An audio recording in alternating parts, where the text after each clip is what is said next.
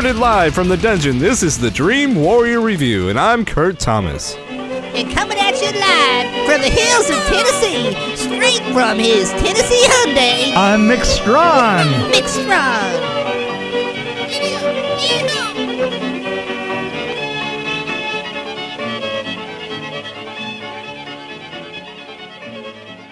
Hello? Hello. Oh, that was weird. Okay. It logged me out of the call for some reason. You just came back. There you go. Yeah, it locked me out. It said, sorry, you're not going to talk to these people. And by these people, I mean all your personalities. Not this time, damn it. Wait, okay, I'm ready. Hold on. I'm warming up. Ready? You ready for this? I'm ready. Here's my performance. Yes. Wait, let me take my gum out. Okay, do it. Boss, deplane. Oh, man. You know what? That show was... Terrible. The actual TV show was terrible. Yes. And I had an older brother who loved it. I never got into it because I never liked that show. I was like, this just is stupid. It's just a stupid device. It's a stupid device to, the thing is Love Boat and that together were the stupidest writing devices you could possibly Yeah, but pull Love together. Boat was okay. I mean, come on. But it was better than Fantasy Island. You know? Yes.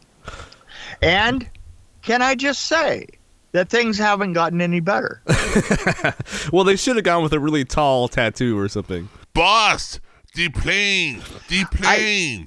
I don't know what they were trying to do, but I'm telling you something. The great thing about it was that I was sitting there and I was listening to what the meetings were like as they kept getting lost.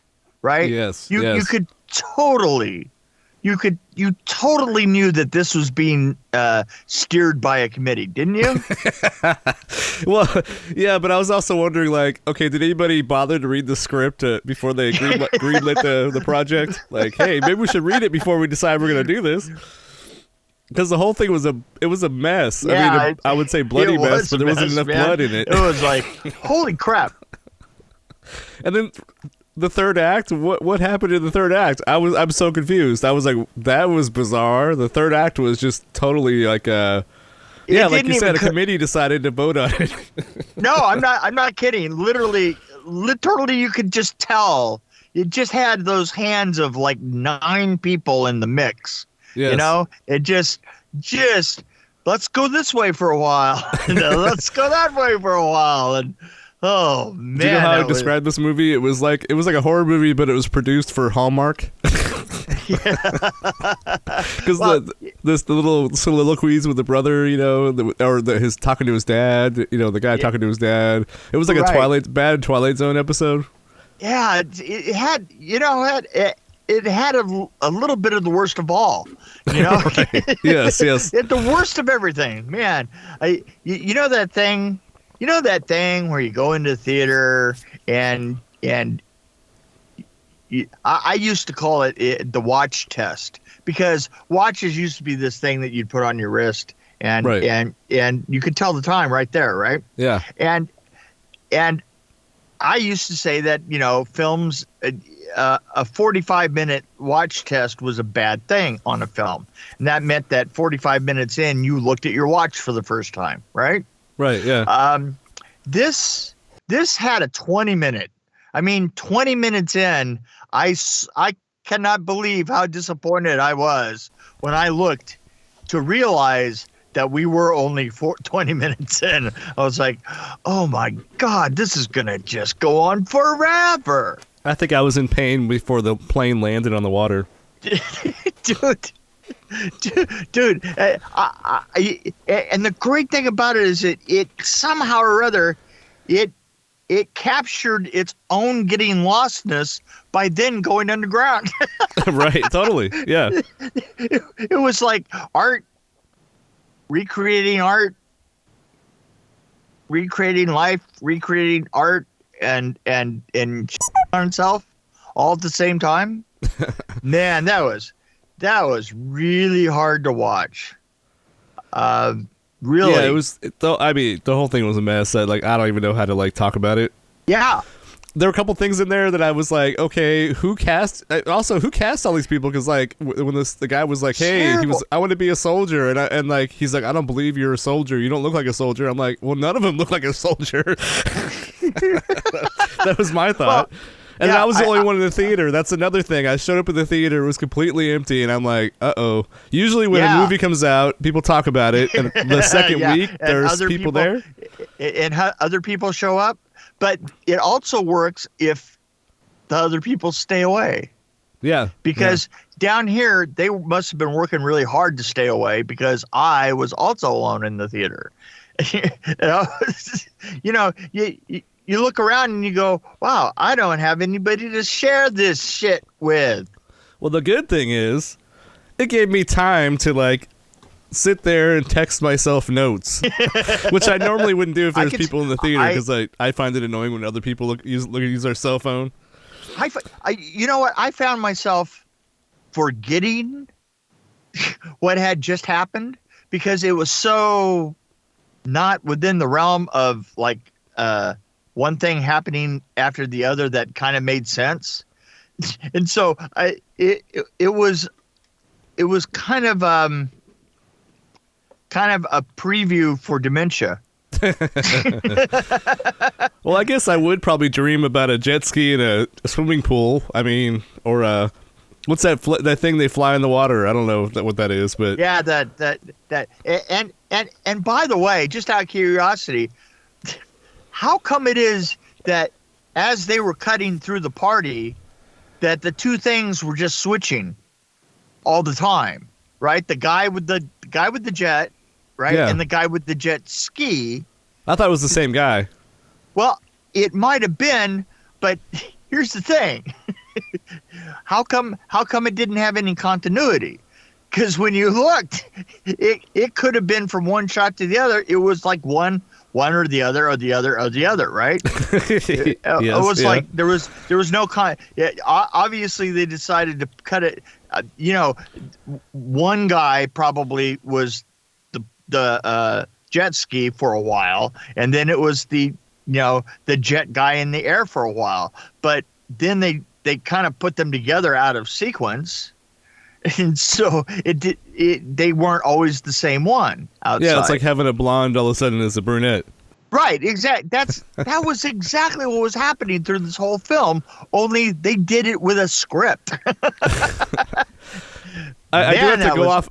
Speaking of script, I have to go off script for a second because I was reminded of a guy named Sloan, because she said her torturer was named Sloan, and I forgot to give a shout out to Chris Sloan, who was on the electrical department in the Jumanji Next Level movie that we saw a while back. You were so that this film was so bad that you actually remembered to bring up somebody that was in a different movie. Yes, that's how bad it was. That's pretty bad.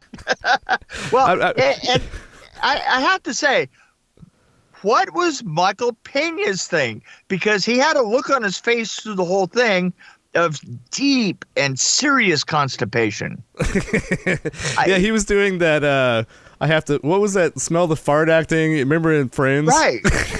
Right. Exactly. Where Joey was like, "You act like you just smell the fart."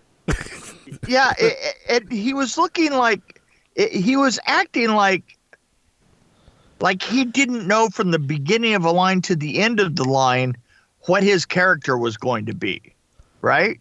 I think he was trying to figure out what movie he was going to be in. What movie he was in. There was an awful lot of people doing that. What am I doing here? What?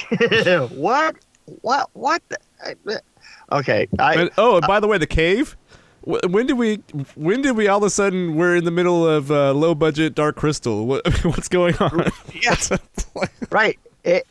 And I love the edge of the cave paintings in the cave. Yeah, and the opening. The opening was amazing. Right. It's just, God, what a thing.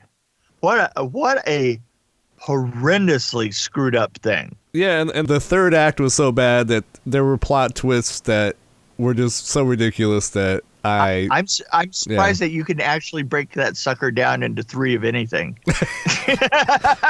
Maybe. Well, it's more like 2 acts. It's kind of like, hey, Yeah. okay, we're going along. Yeah. And then, oh, what the hell? We're going over here. We're gonna do this crazy shit. Yeah. They didn't have an ending. They were trying to figure it out. And I have to say, and this might be a spoiler, but it had to be one of the fakest taking a Oh yeah. ever seen in my life. I was like, wow. I mean, also there were a couple of different shots of like RPGs, right? Yes. Yeah, and I noticed that each time that they did it, the guy standing there with the RPG, it would drop. It would, it was like as you're watching him, there was a point where they kind of like got the real thing to come out, right? Yeah. And then the opticals took over from there. Oh yeah, absolutely. Opticals took over from there. Yes. Obstacles, yes. Obstacles. Yes, yeah. To my enjoyment. CGI obstacles. The great thing was that you could immediately see the shell dropping out of the end of the, just dropping out of the end of the right, and then all of a sudden it's replaced, and there's the optical, and oh god, man, that was something to watch. Yeah, I feel bad for Lucy Hale too because I kind of like her, and yeah. I don't know. Poor girl. Plus, I had to think to myself: is at what point did they decide? Did they not really not know who the bad guy was going to be as they started setting the film up? Yes, exactly. Yes. Because I'm not kidding. Became the bad guy. Even was surprised. Wait, I'm the bad guy. No, you're here? totally right. Exactly. Yeah. We're like, holy shit, man! Somebody should let you know what's going on. It would have been better if they just let everybody improvise. Okay, everybody just do whatever. Oh yeah. No, it would have been far. There needed to be a writer's strike. Yeah, right. Yeah, because sometimes it just improves everything that was going on. Oh yeah, that was that. Now we have to talk about Blumhouse for a moment here because we just saw one by I think it's Blumhouse, by the way. Well, Not that Blumhouse. Really Blumhouse did Invisible Man. Yeah, we just came off that. And a great job of it too. I mean, they really did. They totally. They kind of did the job there. So is he kind of the accidental director? Because I've seen some really bad stuff that he's done or that he's produced. I shouldn't say he did them, but he produced them. He was responsible for them in a lot of ways. Yeah. Yeah, it's a good question because I know that he was talking about recommitting himself to the movie thing. And because his TV thing wasn't working out. Because the TV thing wasn't working out. But I just think that it's really interesting that he had 2 films in the theater at the same time. One of which was a really good example. That was a great cast. Yeah. And then a nice twist on a classic. Which, right. This was trying to be that. And yeah, right. And they both had roadmaps. But I think you have a point, though. I think what you're starting with, I mean, it's like, okay, you're taking the Invisible Man, which is a diamond, and you're polishing it. But you're taking this other thing that's a turd, and you're trying to polish it. Yeah, and but come on, the thing is Fantasy Island could have been it's a great idea to make it a horror film, right? But it should have been a lot more horror. It should have been more straight up horror, actually. It should have been a straight up horror or a straight up comedy, one or the other, right? And as a comedy, I don't think it writes itself for a modern audience. I think the comedy would have been hard, but I certainly thought that you could have done a much better and can I say a little bit more straightforward horror film than whatever the hell this was. Yeah, the only person that would have been able to pull off this movie as a comedy or even a comedy horror would be that guy a guy from New Zealand that directed that movie about Hitler. Oh, yeah. I can't. I'm blanking on the name of it. I can't say his name, so you know. But you know what I'm talking about. Like, oh yeah, I want to see him and Sacha Baron Cohen do a horror movie. Yeah. Anyway, I would have such a hard time giving this even a 0.5 that I mean, I'm really wondering about it. Does it deserve anything at all? I found it hard to sit in my seat, which is obviously a sign. That was the other thing. I was like, oh my God, this thing is going on forever. I was really surprised to find out that it was an hour and 50 minutes long because I was almost sure that I was working on my 4th hour. Man, that sucked. Ooh. This might have been okay if it was a 30-minute episode or something. Taika Waititi. Taika Waititi? Jojo Rabbit was the movie I was trying to think of. Yeah, of course it was. Yeah. No, me, you know, the difference there beings is he has talent. Oh, absolutely, yeah. Yeah. Did you see that there's a trailer for a movie that he's that's coming up pretty soon? Oh, it's no. called Free Guy? I think it's called Free Guy. But yeah, I saw a trailer for this, and it had it looks promising because it has Ryan Reynolds in it. Yeah? And it's very strange. Very vaguely. He puts on glasses and he's like in a video game or something. Yes, that's right. It's hard to. It is very hard to tell what's going on with that film.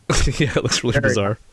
But if the Waititi guy's in it and Reynolds, I'm in. Yeah, I'm in. I'm there. Oh, I didn't rate this. What were we talking about again? Yeah, it was Lucy Hale. Yeah. Okay, she gets some points for that outfit. I'm at a 0.6. I'll give her 1 point. Yeah, a tenth of a point. 1/10. Okay, there 0. So we have a 0 and 1/10. Yeah. Though I think I'm giving it a 0.6. I'm giving it like it's the same score you did.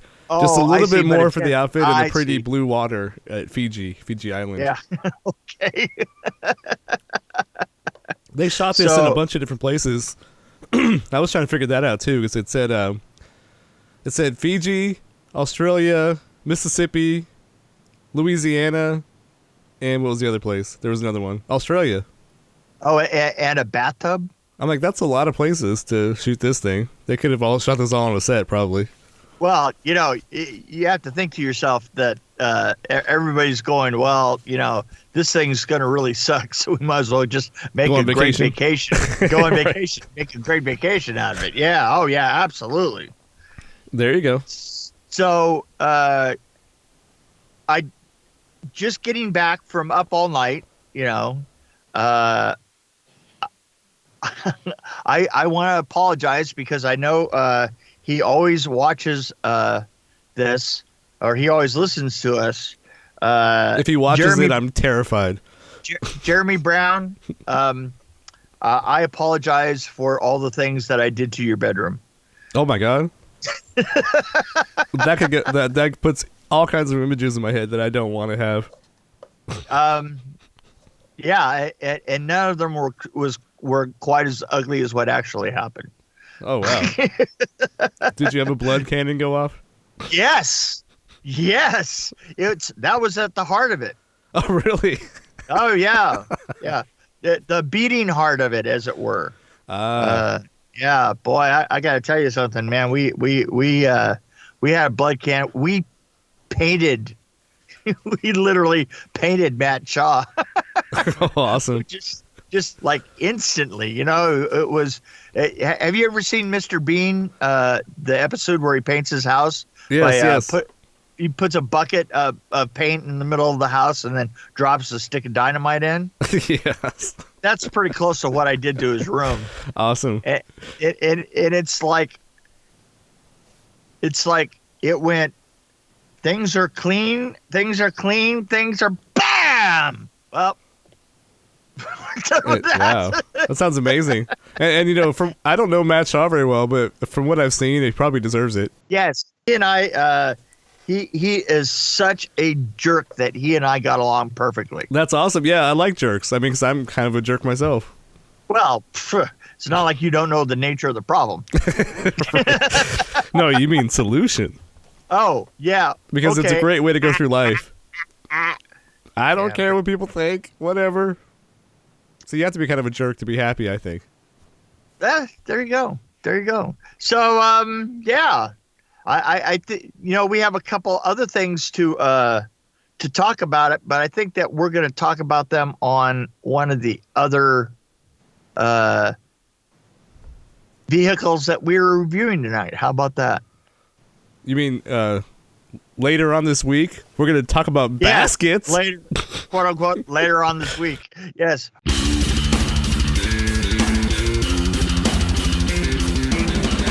Thanks for joining us on the Dream Warrior Review podcast. Don't forget to tell your friends about us, follow us, and, of course, like us. We can be found on Podbean, which is an amazing app, YouTube, Stitcher, Alexa on any pod, iTunes, Google Play. We're on Twitter as well, at DW Review, and, of course, Facebook. You can find us there.